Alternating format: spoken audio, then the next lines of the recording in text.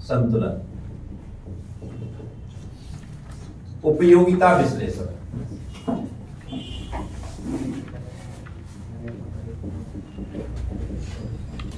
उपभोक्ता संतुलन उपयोगिता विश्लेषण। उपभोक्ता संतुलन उपयोगिता विश्लेषण। एक उपभोक्ता संतुलन में कब होता है, हम इस अध्याय के अंदर यही पढ़ेंगे। उपभोक्ता संतुलन उपयोगिता विश्लेषण। उपयोगिता विश्लेषण के द्वारा उपभोक्ता संतुलन पढ़ेंगे। उपयोगिता विश्लेषण के द्वारा उपभोक्ता संतुलन का क्या करेंगे, हम अध्ययन करेंगे। उपयोगिता विश्लेषण पहले पढ़ते हैं। उपयोगिता होता है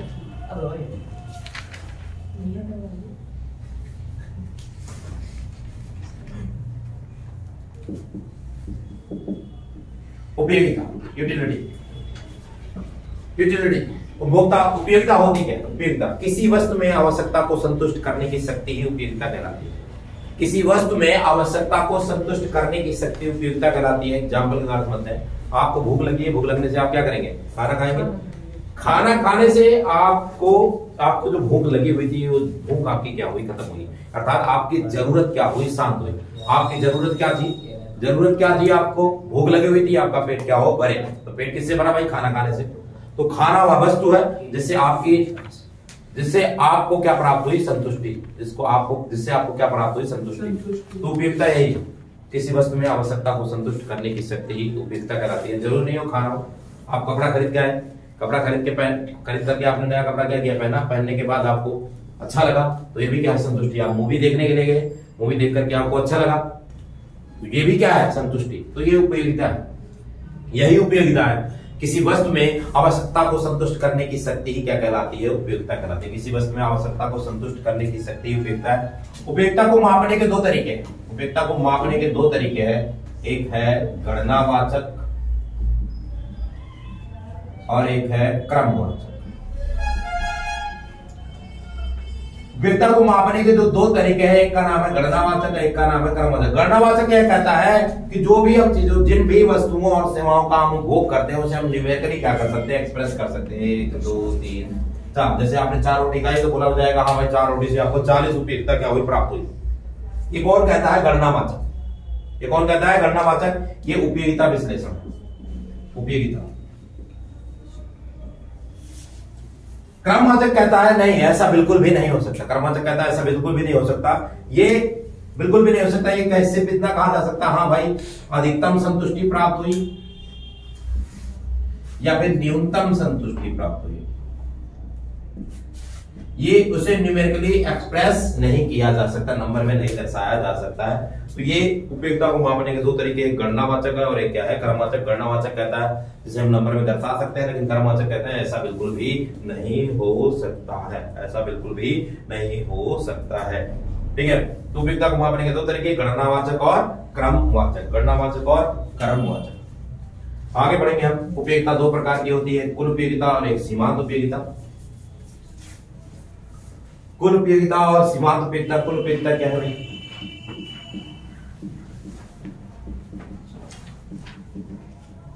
कुल उपयोगिता TU। कुल उपयोगिता क्या है, कुल उपयोगिता का मतलब है भाई कि आपको भूख लगी, भूख लगने से आपने 2 रोटी खाई। पहली रोटी से जो आपको यूटिलिटी प्राप्त हुई वो 10, दूसरी रोटी से जो आपको प्राप्त हुई 9, कुल कितनी प्राप्त हुई, 19। यही है टोटल यूटिलिटी, यानी किसी वस्तु की सभी इकाइयों का उपभोग करने से प्राप्त होने वाली उपयोगिता का कुल जोड़ क्या कहलाता है, कुल उपयोगिता कहलाता है। किसी वस्तु की सभी इकाइयों का उपभोग करने से प्राप्त होने वाली उपयोगिता का कुल जोड़ क्या कहलाता है, कुल उपयोगिता कहलाता है। अगला टॉपिक है सीमांत उपयोगिता। सीमांत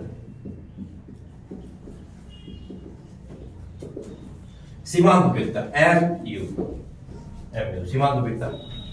सीमांत उपयोगिता एक अतिरिक्त इकाई का उपभोग करने से, एक अतिरिक्त इकाई का उपभोग करने से कुल उपयोगिता में होने वाला अंतर सीमांत उपयोगिता कहलाता है। कल्पना करें आपने 1 इकाई का उपभोग किया तो कुल उपयोगिता आपको 100 की प्राप्त हुई, 2 इकाई का प्रयोग किया तो 190 की, 3 इकाई का प्रयोग किया 270 की प्राप्त हुई।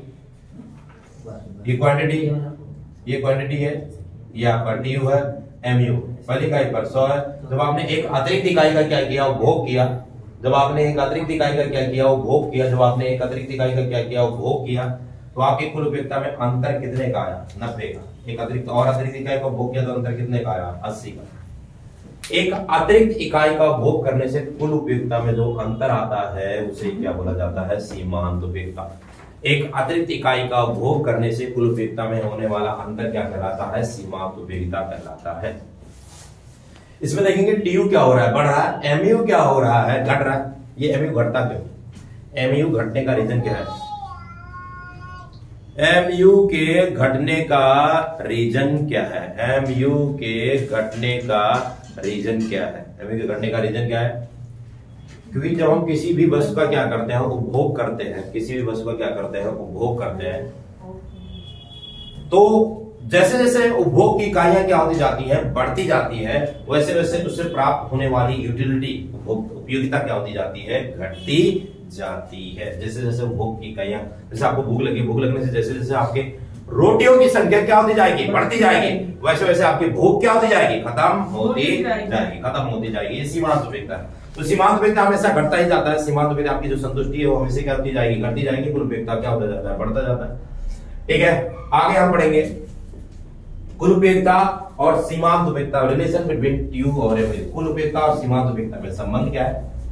टीयू और एमयू में संबंध क्या है? कुल उपयोगिता और सीमांत उपयोगिता में संबंध एक ग्राफ के द्वारा हम समझने का भरपूर प्रयत्न करेंगे।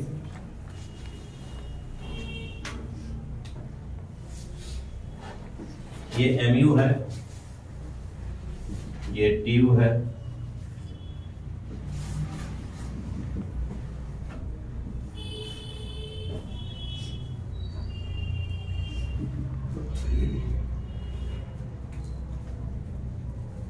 एमयू पहले घटता है, फिर घटते घटते क्या हो जाता है? शून्य हो जाता है।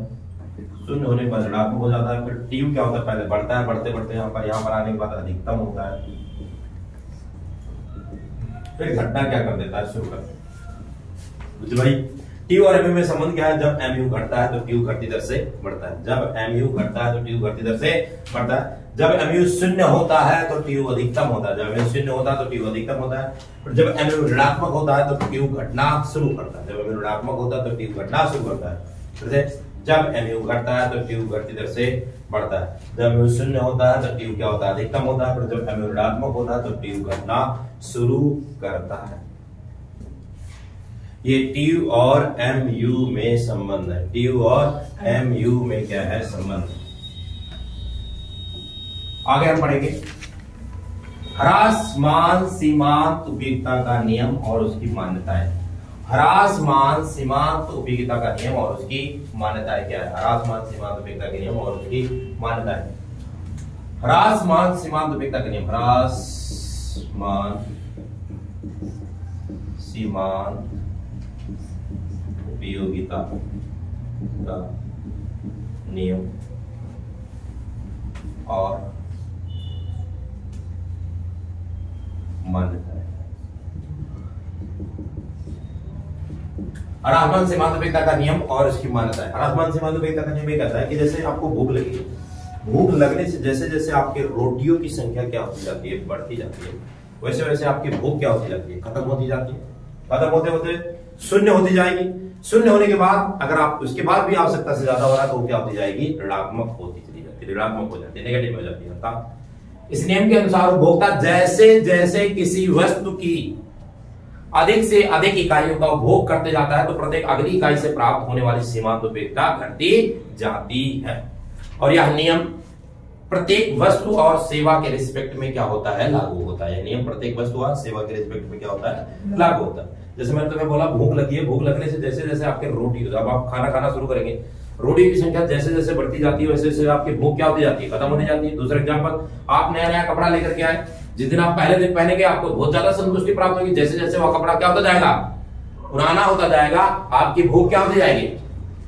खत्म होती जाएगी। भूख क्या होती, सॉरी कपड़ा क्या होने लग जाएगा? उसकी वैल्यू क्या होती जाएगी? घटती चली जाएगी, यानी आपको अच्छा नहीं लगेगा। दूसरा एग्जांपल लेते हैं, आपकी शादी हुई है, शादी होने के बाद शुरुआती अवस्था में आपको बहुत अच्छा लगता है।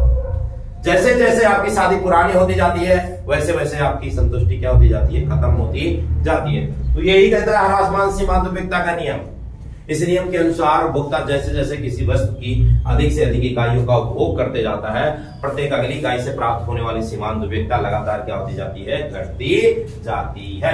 और यह नियम प्रत्येक वस्तु और सेवा के रिस्पेक्ट में लागू होता है। केवल किस पर नहीं लागू होता है, ये पैसा रुपया पर लागू नहीं होता है, और दारू बियर यानी नशे वाली जो चीजें होती हैं उन पर लागू नहीं होता है। बाकी प्रत्येक वस्तु और सेवा पर क्या होता है, लागू होता है। इसकी मान्यताएं क्या है, इसकी मान्यता है, पहली मान्यता वस्तु का उपभोग निरंतर होना चाहिए।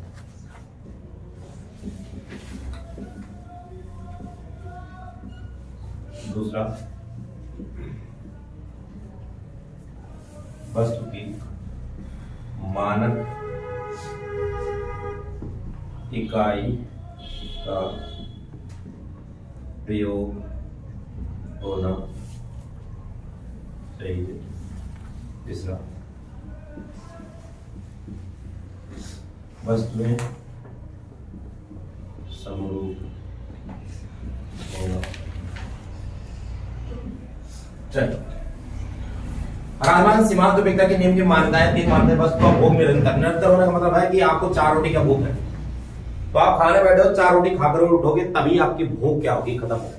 4 रोटी की भूख है, खाने बैठे हो, 4 रोटी खाकर उठोगे तभी आपकी भूख खत्म नहीं। ये नहीं कर सकते एक रोटी सुबह खाए, एक रोटी दोपहर में खाए, एक रोटी शाम को खाए, रोटी रात को खाए, तो आपकी भूख खत्म नहीं होगी। बल्कि कैसा होगा, 4 रोटी की भूख है, खाने बैठे 4 रोटी खाकर उठोगे तभी आपकी भूख क्या होगी, खत्म होगी। वस्तु की मानक इकाई का प्रयोग किया जाता है। वस्तु की मानक इकाई, मानक इकाई का मतलब क्या है, जैसे आपका मानक इकाई मतलब जैसे आप चाय पीते हो तो चाय का 1 कप पीते हो या 1 चम्मच चाय, 1 चम्मच चाय, सॉरी 1 कप चाय पियोगे। या फिर रोटी खाते हो तो 1 निवाला रोटी खाओगे या 3-4 रोटी खाओगे। तो यही कह रहा है कि मानक इकाई का प्रयोग किया जाना चाहिए। वस्तु की मानक इकाई का प्रयोग किया जाना चाहिए। मानक इकाई क्या, मानक इकाई क्या, मानक इकाई क्या, चाय का 1 रुक गया था क्या वीडियो, अबे कब से रुका पड़ा था, चालू कर दी, रुका कब से था, अभी तो करी थी। निरंतर होना चाहिए। दूसरा, वस्तु की मानक इकाई का प्रयोग होना चाहिए, यानी चाय का 1 कप होना चाहिए, ना कि 1 चम्मच चाय होना चाहिए। तीसरा, वस्तुएं समरूप होनी चाहिए। समरूप का मतलब होता है जैसे 4 रोटी खा रहे तो उन 4 रोटी का शेप, साइज, मोटाई सब कुछ क्या होना चाहिए, एक जैसा होना चाहिए, तभी यह नियम क्या होगा, लागू होगा, तभी यह नियम क्या होगा, लागू होगा।